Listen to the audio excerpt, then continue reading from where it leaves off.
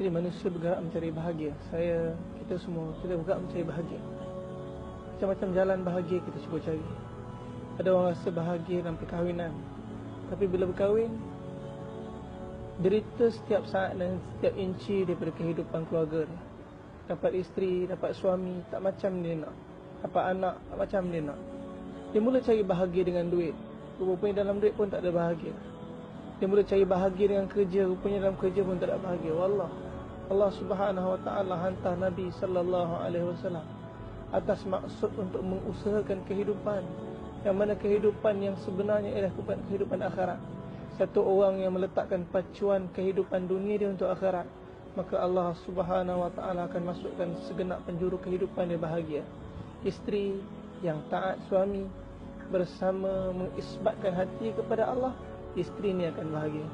Suami yang memimpin tangan isteri dia untuk datang melihat terus pada kudrat Allah, isteri ni akan bahagia. Anak-anak yang dididik untuk terus hati mengenal Allah, berharap pada Allah, takut pada Allah, mengasihi Allah, maka hati ni akan benar-benar bahagia. Kehidupan dunia ni ialah kehidupan yang sementara.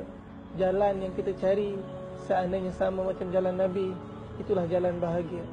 Sebab tu Nabi Sallallahu Alaihi Wasallam tunjukkan satu jalan. Sahabat diajar oleh Nabi untuk bangunlah usaha dakwah. Dalam kerja dakwah bersamanya ialah iman. Dalam kerja dakwah bersamanya mujahadah. Dalam kerja dakwah bersamanya cinta. Dalam kerja dakwah bersamanya tangisan.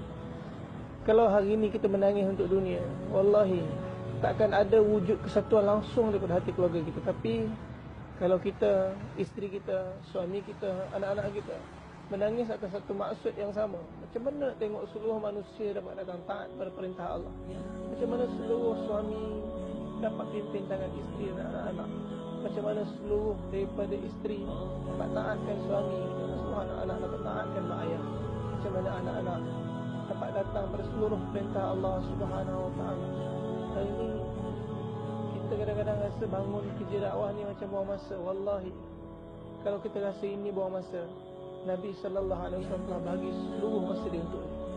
Semoga Allah beri kefahaman untuk kita, supaya kita duduk termenung.